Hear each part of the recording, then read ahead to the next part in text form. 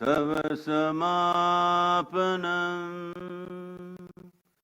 दृष्टो मया तव महाकारः योगेश्वर काल काल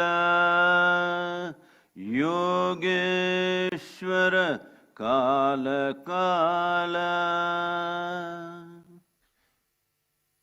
Namaskaram and our heartiest welcome to our beloved Prime Minister.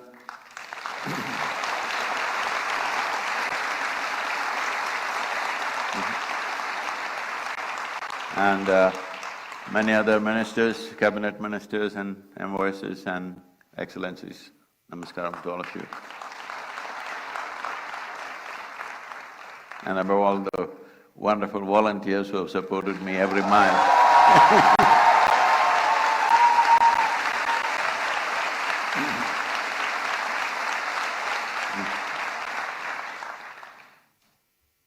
As human beings,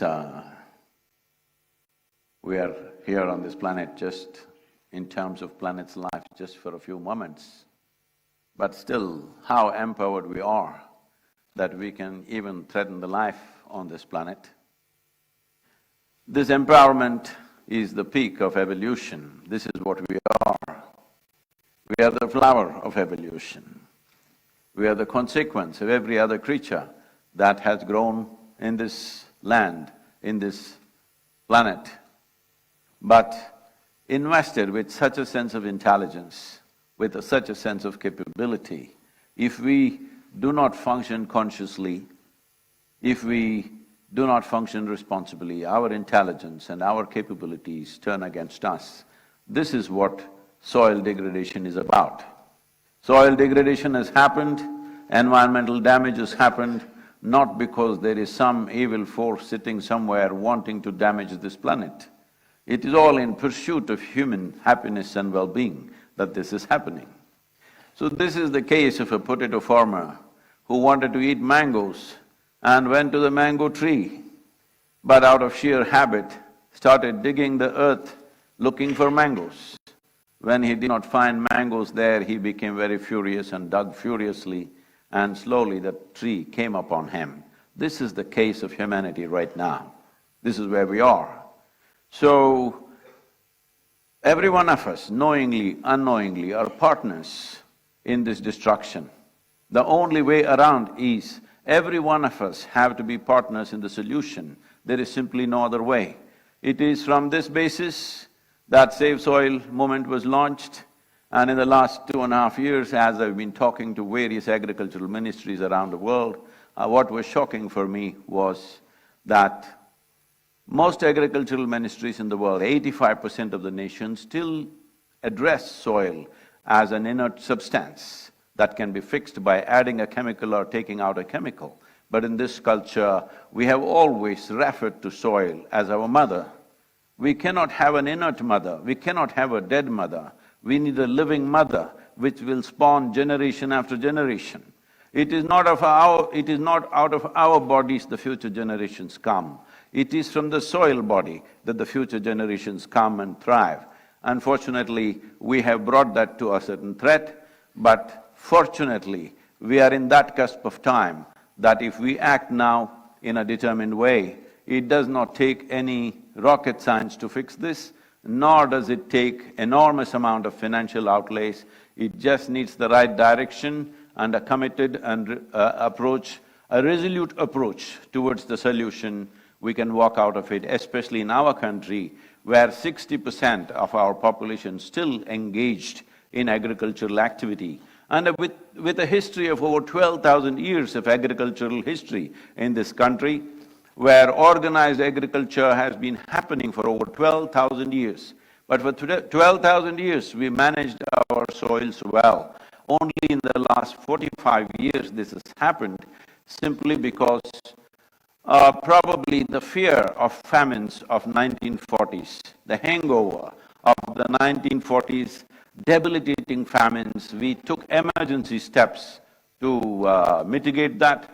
Well, it worked in many ways, because India's average life expectancy in 1947 was 28 years. That means almost none of us have a right to exist right now by those standards. But today we have reached towards 74 or 75 years, which is a significant achievement for any nation. We have gotten here, but the steps that we took as a bridge, as an emergency step to cross over these famine-like situations, we should have rolled it back at some point. Unfortunately, we went at the same speed on the emergency scale and we have caused a certain amount of damage. It's very much possible to turn this around. And from my conversations with the Prime Minister, we know this concern is deep-rooted in his heart.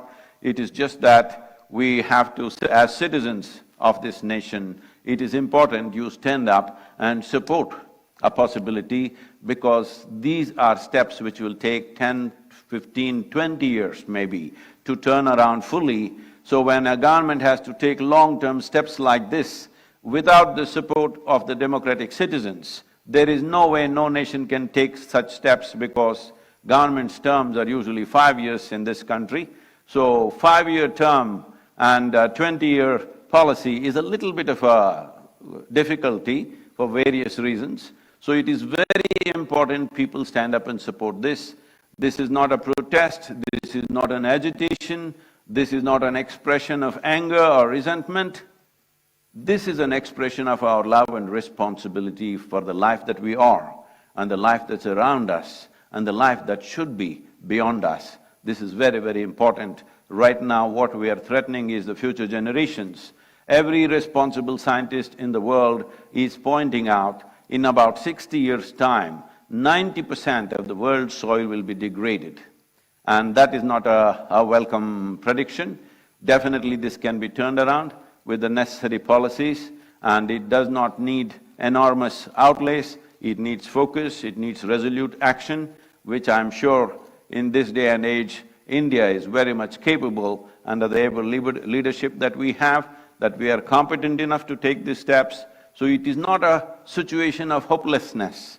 It is a situation where all of us have to tighten our belt and act and move in the direction of the solution rather than moving towards a problem. Apart from this, in the world what I have seen is, wherever I traveled in the last 2.5, 3 years' time, meeting many people, environmental ministers, agriculture ministers and various bureaucrats, everybody knows the problem. Everybody generally knows what is the solution.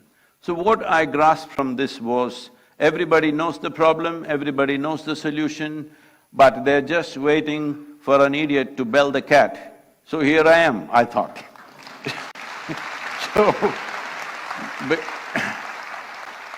Because the problem is known to everybody in the world, all UN agencies are very conversant with the problem, most nations are very conversant with the problem, but somehow there was a silence. Fortunately, in the last 75 days, it is India 75, it's my great privilege, in 75 days I'm in New Delhi.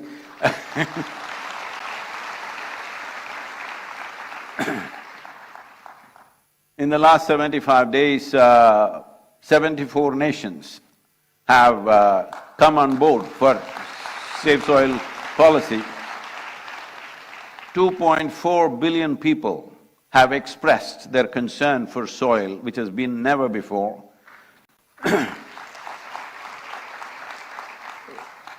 So once people want it, how can we stop it? Definitely it will happen. The most important aspect of this Save Soil movement is, it is not against anybody.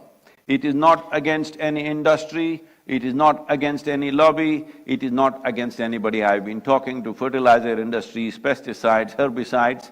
They're saying, are you against us? I say, I'm only against suicide. I'm not against any other side. It is not anybody's business to tell the farmer how he should farm. All we want is keep the soil alive, keep the soil rich. Is a farmer against a rich soil? No. Just that farmer's economy has been so fragile, any change he's afraid of. If an incentive-based policy is pushed, definitely most farmers will respond in a very, very positive way. We are very sure about this because we have spoken extensively to farming community around the world, and we find everybody is absolutely positive about this. It is just that they need incentive support. which doesn't cost much in this country. Just something as simple as bringing cover crops, which were very much a part of our culture just 45 to 50 years ago. Just bringing cover crops will make the organic content in the soil go up to 3% within 6 to 8 years' time. Only cover crops in summer can do that because it will add 1.5 to 2 inches of humus every year, and it will solve this problem. This is a very simple approach. If we want to do it more aggressively, then it may cost more money. But to do it in the simplest possible way is cover crop. Why I am saying cover crop is, right now it's the month of May. If you fly across India, you will see, except Western Ghats and northeastern part of India, largely it looks like a brown desert. This is not how India should look. Whatever the season, there must be green leaf on the land, and this was the way India's farming used to be. This is the way the wisdom of the farming community used to work, but unfortunately, we have dropped these things for whatever reasons. Instead of looking for who is to be blamed, instead of looking for what is the problem, who caused the problem, all of us are the problem, and all of us should become the solution. Thank you very much. Once again, thank you, sir, for being here.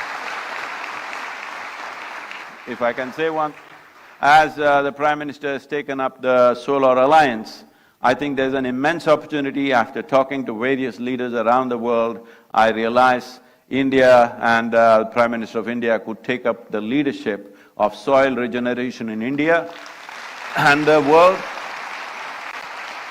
The global leadership for soil regeneration, starting with G20, considering we are going to have the stewardship of G20 in the coming year.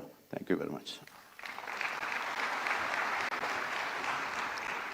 Thank you, Sadhguru, for your enlightening words. And as mentioned by him, the Save Soil movement has already touched 2.5 billion people, and 74 countries have agreed to act to save soil. This is a movement that has united the world, a mission that has brought people together across the globe to commonly address, because it concerns each of us, everyone on earth. His message is simple. Saving soil is necessary to maintain life on our planet. As occupants of a shared planet, we have the unique opportunity now to be part of the solutions for crises like soil extinction and desertification. Here's presenting to you a video that explains the science behind the Save Soil campaign.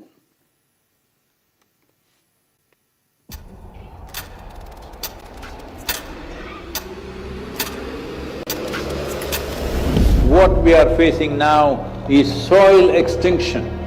In most countries, more than 50% of the topsoil is already gone. Every responsible scientist in the world is clearly saying by 2045, we will be producing 40% less food. 300,000 farmers committed suicide. What else does it take to stir your humanity? UNFAO is saying the food that we are eating belongs to the unborn child. Eating away the food of that life is the worst possible way to live, isn't it? It is agreed by all scientific communities, minimum 3% organic content is essential to keep the organisms fed in the soil. So this is what we must aim at, an incentive-based policy where if you get the land to 3% organic content, you will get a certain amount of incentive.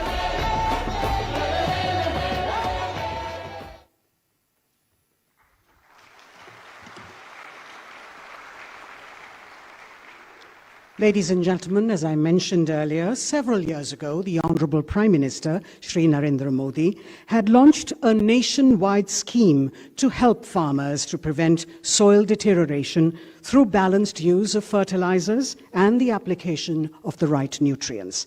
The Honorable Prime Minister's foresight, vision, and commitment to the global efforts to restore and rejuvenate our planet and soil in particular from extinction is exceptional.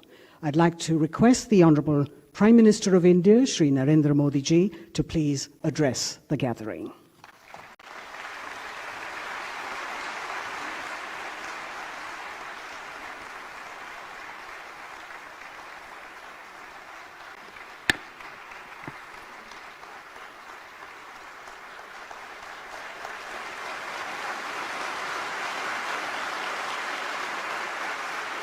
नमस्कार। आप सभी को, पूरे विश्व को विश्व पर्यावरण दिवस की बहुत बहुत शुभकामनाएं।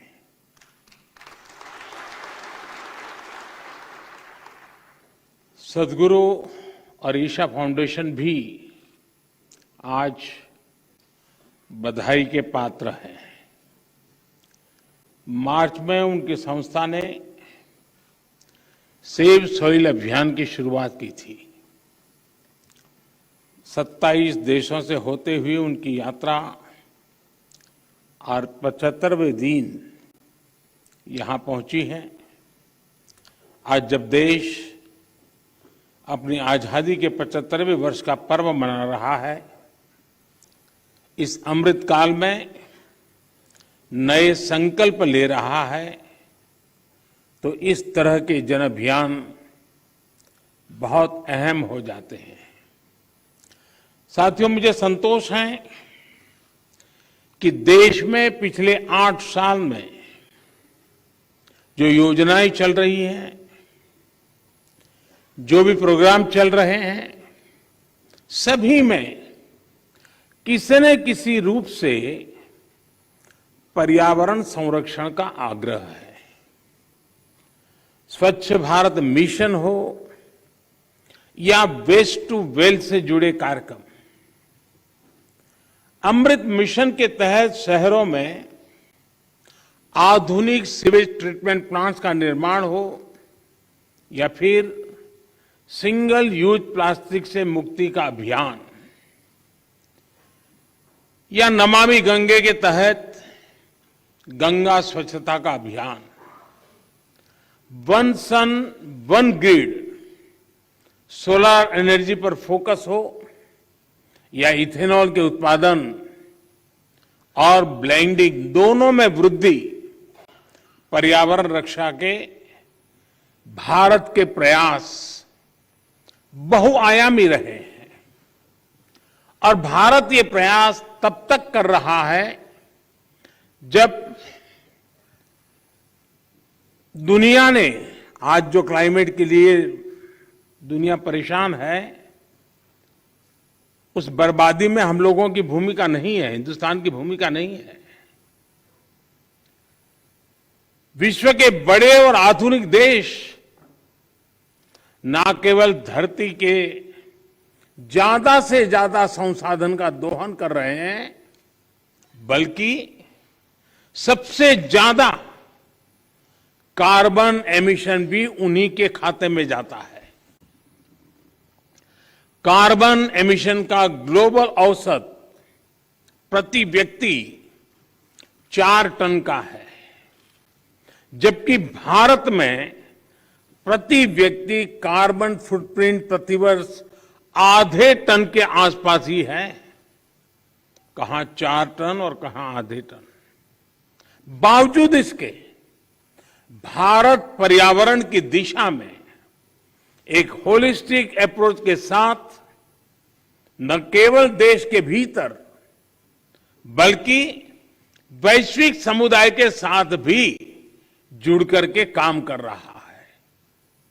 अंतर्राष्ट्रीय स्तर पर भारत ने coalition for disaster resilient infrastructure CDRI और जैसे अभी सदगुरु जी ने कहा, इंटरनेशनल सोलर अलायंस ISA के निर्माण का नेतृत्व किया है। पिछले वर्ष भारत ने यह भी संकल्प लिया है कि भारत 2070 तक नेट जीरो का लक्ष्य हासिल करेगा।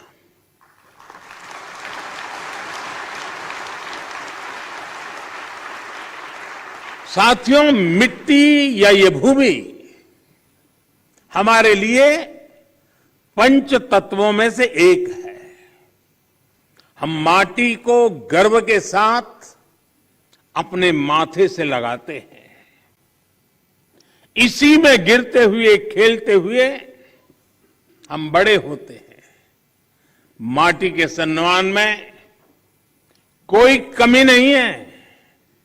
माटी की अहमियत को समझने में कोई कमी नहीं है।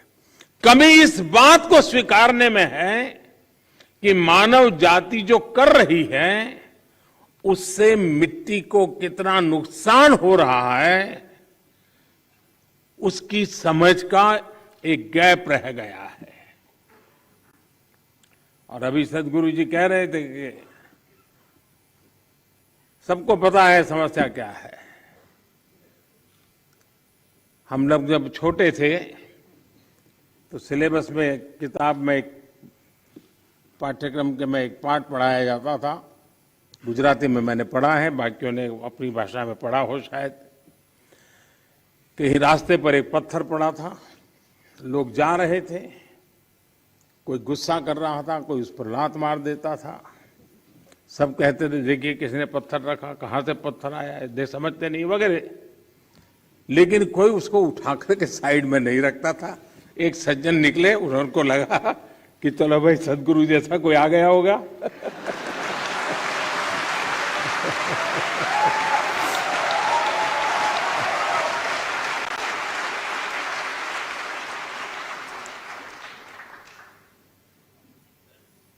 हमारे यहां युधिष्ठिर और दुर्योधन के भेद की जब चर्चा होती है तो दुर्योधन के विषय में जब कहा जाता है तो यही कहता है कि जाना भी धर्म न च में प्रवृत्ति। मैं धर्म को जानता हूं लेकिन मेरी प्रवृत्ति नहीं, मैं नहीं कर सकता हूं। सत्य क्या है मुझे मालूम है, लेकिन मैं उस रास्ते पर नहीं चल सकता हूं। तो समाज में जब ऐसी प्रवृत्ति बढ़ जाती है तो ऐसा संकट आता है तो एक सामूहिक अभियान से समस्याओं के समाधान के लिए रास्ते खोजने होते हैं। मुझे खुशी है कि बीते 8 वर्षों में देश ने मिट्टी को जीवंत बनाए रखने के लिए निरंतर काम किया है। मिट्टी को बचाने के लिए हमने 5 प्रमुख बातों पर फोकस किया है। पहला, मिट्टी को केमिकल फ्री कैसे बनाएं। दूसरा, मिट्टी में जो जीव रहते हैं जिन्हें तकनीकी भाषा में आप लोग सॉइल ऑर्गेनिक मैटर कहते हैं, उन्हें कैसे बचाएं। और तीसरा, मिट्टी की नमी को कैसे बनाए रखें, उस तक जल की उपलब्धता कैसे बढ़ाएं। चौथा, भूजल कम होने की वजह से मिट्टी को जो नुकसान हो रहा है उसे कैसे दूर करें। और पांचवा, वनों का दायरा कम होने से मिट्टी का जो लगातार क्षरण हो रहा है उसे कैसे रोके। साथियों, इन सब बातों को ध्यान में रखते हुए ही देश में बीते वर्षों में जो सबसे बड़ा बदलाव हुआ है वो है देश की कृषि नीति में। पहले हमारे देश के किसान के पास इस जानकारी का अभाव था कि उसकी मिट्टी किस प्रकार की है, उसकी मिट्टी में कौन सी कमी है, कितनी कमी है। इस समस्या को दूर करने के लिए देश में किसानों को सॉइल हेल्थ कार्ड देने का बहुत बड़ा अभियान चलाया गया।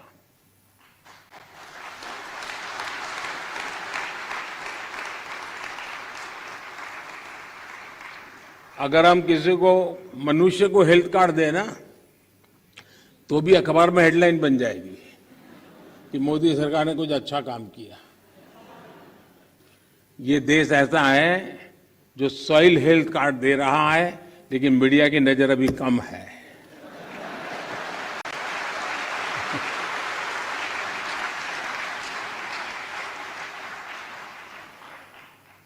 पूरे देश में 22 करोड़ से ज्यादा सॉइल हेल्थ कार्ड किसानों को दिए गए। और सिर्फ कार्ड ही नहीं दिए, बल्कि देश भर में सॉइल टेस्टिंग से जुड़ा एक बहुत बड़ा नेटवर्क भी तैयार हुआ है। आज देश के करोड़ों किसान सॉइल हेल्थ कार्ड से मिली जानकारी के आधार पर फर्टिलाइजर्स और माइक्रो न्यूट्रिएंट्स का उपयोग कर रहे हैं। इससे किसानों को लागत में 8 से 10% की बचत हुई है और उपज में 5 से 6% की बढ़ोतरी देखी गई है। यानी जब मिट्टी स्वस्थ हो रही है, तो उत्पाद भी बढ़ रहा है। मिट्टी को लाभ पहुंचाने में यूरिया की 100% नीम कोटिंग ने भी बहुत फायदा पहुंचाया है। माइक्रो इरिगेशन को बढ़ावा देने की वजह से, अटल भू योजना की वजह से देश के अनेक राज्यों में मिट्टी की सेहत भी संभल रही है। कभी कभी कुछ चीजें, अब मान लीजिए कोई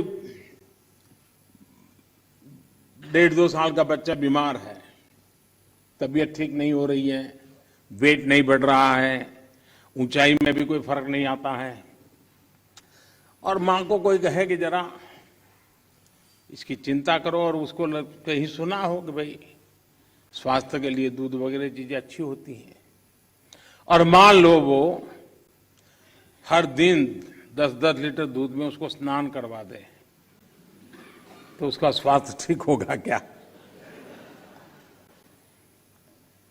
लेकिन अगर कोई समझदार मां एक चम्मच थोड़ा सा दूध उसको पिलाती जाए, दिन में 2 बार, 5 बार, 7 बार, एक चम्मच, तो धीरे धीरे फर्क नजर आएगा। ये फसल का भी ऐसा ही है, पूरा पानी भर करके फसल को डुबो देने से फसल अच्छी होती है ऐसा नहीं है। बूंद बूंद पानी पिलाया जाए तो फसल ज्यादा अच्छी होती है। पर ड्रॉप मोर क्रॉप।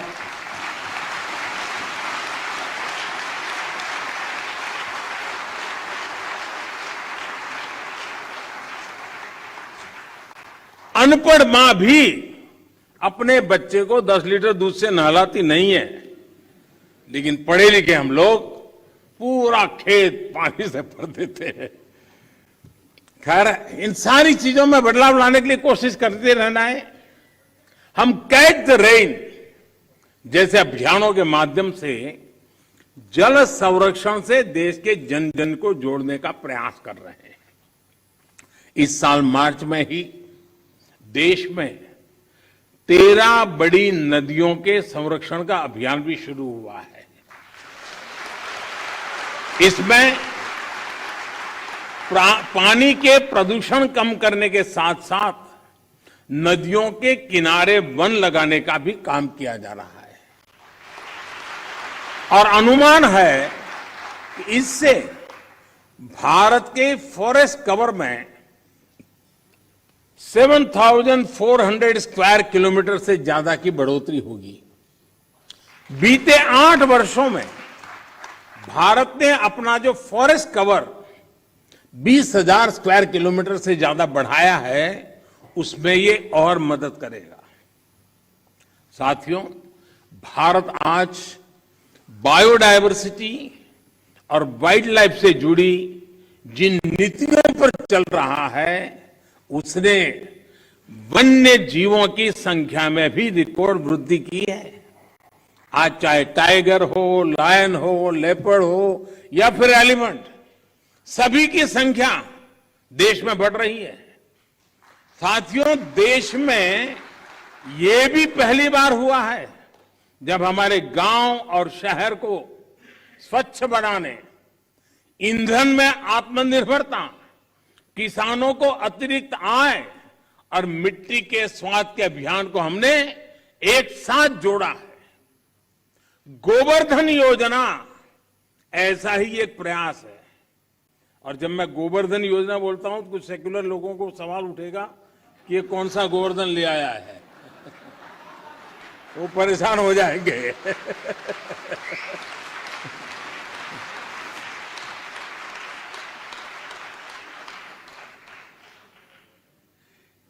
इस गोवर्धन योजना के तहत बायोगैस प्लांट्स गोबर और खेती से निकलने वाले अन्य कचरे को ऊर्जा में बदला जा रहा है।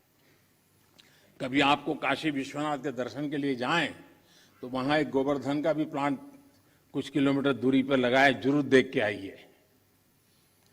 इससे जो जैविक खाद बनती है वो खेतों में काम आ रही है।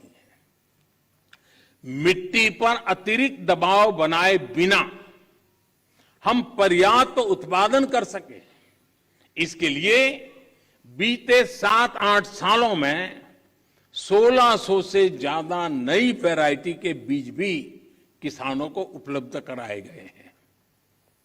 साथियों, नेचुरल फार्मिंग में भी हमारी आज की चुनौतियों के लिए एक बहुत बड़ा समाधान है।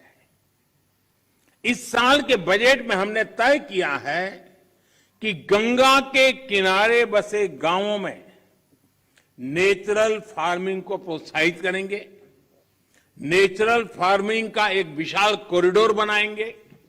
हमारे देश में इंडस्ट्रियल कॉरिडोर हमने सुना है, डिफेंस कॉरिडोर हमने सुना है। हमने एक नया प्रारंभ किया है गंगा के तट पर एग्रीकल्चर कॉरिडोर का, नेचुरल फार्मिंग का। इससे हमारे खेत तो केमिकल फ्री होंगे ही, नमामि गंगे अभियान को भी नया बल मिलेगा।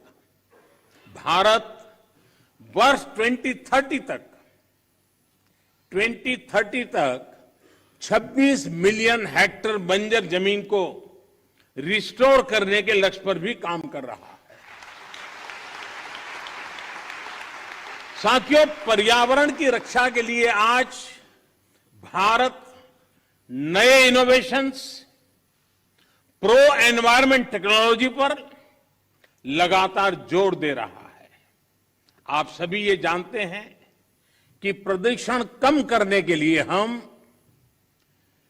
BS5 नॉर्म पर नहीं आए, बल्कि BS4 से सीधे BS6 पर हम जंप लगा दिया। हमने जो देश भर में LED बल्ब देने के लिए उजाला योजना चलाई, उसकी वजह से सालाना लगभग 40 मिलियन टन कार्बन एमिशन कम हो रहा है। सिर्फ लट्टू के बदलने से घर में अगर सब लोग जुड़ जाएं, सबका प्रयास कितना बड़ा परिणाम लाता है। भारत फॉसिल फ्यूल पर अपनी निर्भरता को कम से कम करने का प्रयास कर रहा है। हमारी ऊर्जा जरूरतें रिन्यूएबल सोर्सेज से पूरी हो, इसके लिए हम तेजी से बड़े लक्ष्यों पर काम कर रहे हैं। हमने अपनी इंस्टॉल्ड पावर जनरेशन कैपेसिटी का 40% non fossil fuel based sources से हासिल करने का लक्ष्य तय किया था। ये लक्ष्य भारत ने तय समय से 9 साल पहले ही हासिल कर लिया है।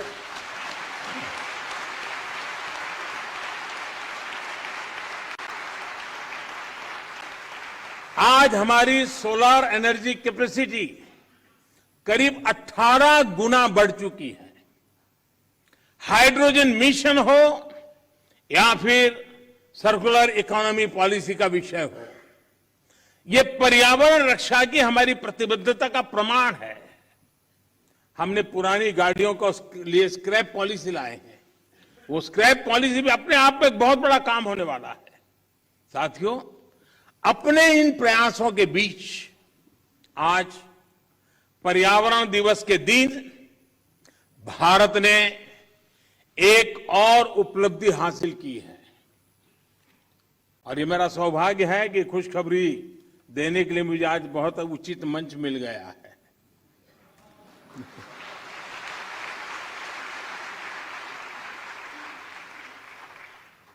भारत की परंपरा रही है कि जो यात्रा करके आता है उसको छूते हैं तो आधा पुण्य आपको मिल जाता है।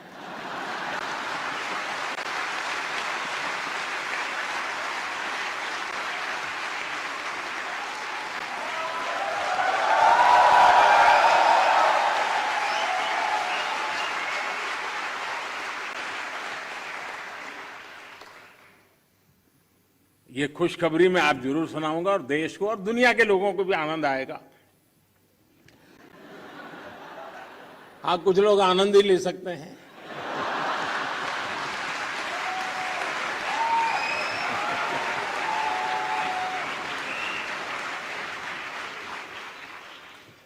आज भारत ने पेट्रोल में 10% इथेनॉल ब्लेंडिंग के लक्ष्य को प्राप्त कर लिया है।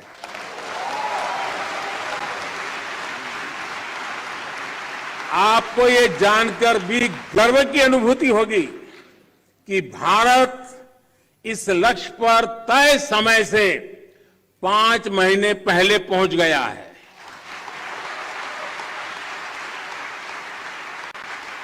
ये उपलब्धि कितनी बड़ी है, इसका अंदाजा आप इसी से लगा सकते हैं कि साल 2014 में भारत में सिर्फ 1.5% इथेनॉल की पेट्रोल में ब्लेंडिंग होती थी।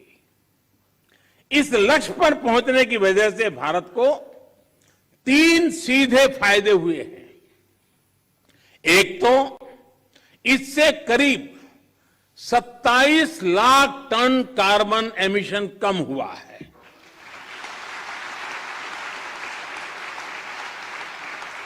दूसरा, भारत को 41,000 करोड़ रुपए से ज्यादा की विदेशी मुद्रा की बचत हुई है। और तीसरा महत्वपूर्ण फायदा, ये देश के किसानों को इथेनॉल ब्लेंडिंग बढ़ने की वजह से 8 वर्षों में 40,000 करोड़ रुपए से भी ज्यादा आय हुई है।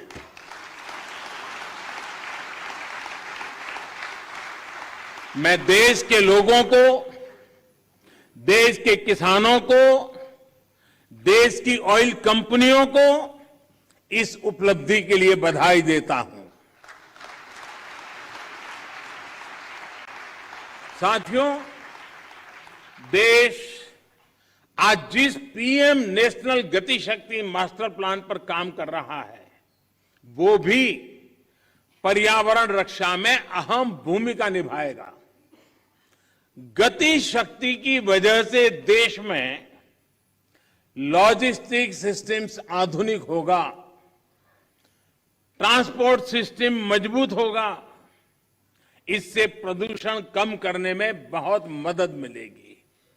देश में मल्टी मॉडल कनेक्टिविटी हो, 100 से ज्यादा नए वाटर वे के लिए काम हो, ये सभी पर्यावरण की रक्षा और क्लाइमेट चेंज की चुनौती से निपटने में भारत की मदद करेंगे। साथियों, भारत के इन प्रयासों, इन अभियानों का एक और पक्ष है जिसकी चर्चा बहुत कम होती है। ये पक्ष है ग्रीन जॉब्स। भारत जिस प्रकार पर्यावरण हित में फैसले ले रहा है, उन्हें तेजी से लागू कर रहा है, वो बड़ी संख्या में ग्रीन जॉब के अवसर भी बना रहे हैं। ये भी एक अध्ययन का विषय है कि जिसके बारे में सोचा जाना चाहिए। साथियों, पर्यावरण की रक्षा के लिए, धरती की रक्षा के लिए, मिट्टी की रक्षा के लिए जन चेतना जितनी ज्यादा बढ़ेगी, उतना ही बेहतर परिणाम मिलेगा। मेरा देश और देश की सभी सरकारों से, सभी स्थानीय निकायों से, सभी स्वयंसेवी संस्थाओं से आग्रह है कि अपने प्रयासों में स्कूल कॉलेजेस को जोड़िए, एनएसएस एनसीसी को जोड़िए। आजादी के अमृत महोत्सव में जल संरक्षण से जुड़ा एक आग्रह और भी करना चाहता हूं। अगले साल 15 अगस्त तक देश के हर जिले में कम से कम एक जिले में, हर जिले में कम से कम 75 अमृत सरोवर के निर्माण का काम आज देश में चल रहा है। 50,000 से ज्यादा अमृत सरोवर आने वाली पीढ़ियों के लिए वाटर सिक्योरिटी सुनिश्चित करने में मदद करेंगे। ये अमृत सरोवर अपने आसपास मिट्टी में नमी को बढ़ाएंगे, वाटर टेबल को नीचे जाने से रोकेंगे और इनसे बायोडायवर्सिटी भी इंप्रूव होगी। इस विराट संकल्प में आप सभी की भागीदारी कैसे बढ़ेगी, इस पर जरूर विचार हम सब एक नागरिक के नाते करें। साथियों, पर्यावरण की सुरक्षा और तेज विकास सभी के प्रयासों से संपूर्णता की अप्रोच से ही संभव है। इसमें हमारी लाइफस्टाइल की क्या भूमिका है, हमें कैसे उसे बदलना है, इसे लेकर मैं आज शाम को एक कार्यक्रम में बात करने वाला हूं, विस्तार से कहने वाला हूं, क्योंकि वो अंतर्राष्ट्रीय मंच पर मेरा कार्यक्रम है। Lifestyle for the environment, mission life. इस शताब्दी की तस्वीर, इस शताब्दी में धरती का भाग्य बदलने वाला एक मिशन का आरंभ। ये P3 यानी प्रो प्लेनेट पीपल मूवमेंट होगा। आज शाम को लाइफस्टाइल फॉर द एनवायरमेंट के ग्लोबल कॉल फॉर एक्शन का लॉन्च हो रहा है। मेरा आग्रह है कि पर्यावरण की रक्षा के लिए सचेत हर व्यक्ति को इससे जरूर जुड़ना चाहिए, वरना हम एसी भी चलाएंगे और रजाई भी उड़ेंगे और फिर पर्यावरण के सेमिनार में बढ़िया भाषण भी देंगे। साथियों, आप सभी मानवता की बहुत बड़ी सेवा कर रहे हैं। आपको सिद्धि मिले।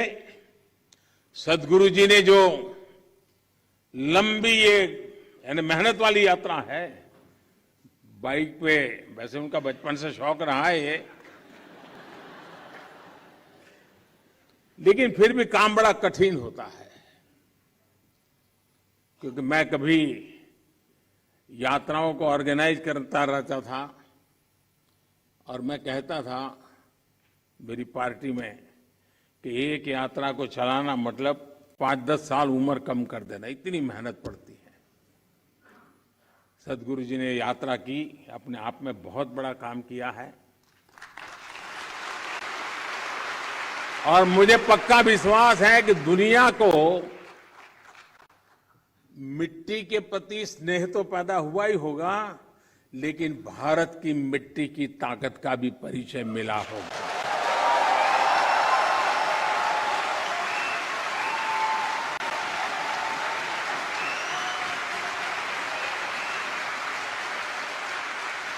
आप सबको बहुत बहुत शुभकामनाएं। धन्यवाद।